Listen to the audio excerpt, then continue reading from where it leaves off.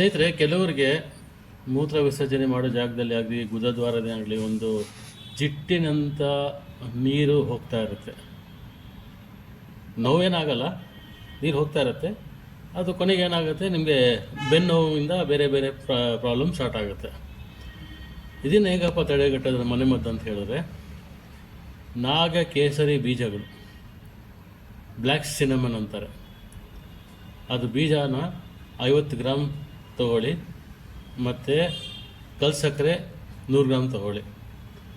ಇದನ್ನು ಕುಟ್ಕೊಂಡು ಪೌಡ್ರ್ ಮಾಡಿ ಇಟ್ಕೊಂಡು 1 ಲೋಟ ನೀರಲ್ಲಿ ಅರ್ಧ ಚಮಚ ಬೆಳಿಗ್ಗೆ ತಿಂಡಿ ಆದ ಅರ್ಧ ಗಂಟೆ ನಂತರ, ರಾತ್ರಿ ಊಟ ಆದಮೇಲೆ ಅರ್ಧ ಗಂಟೆ ನಂತರ ಅರ್ಧ ಚಮಚ ಹಾಕಿ ಕುಡೀರಿ.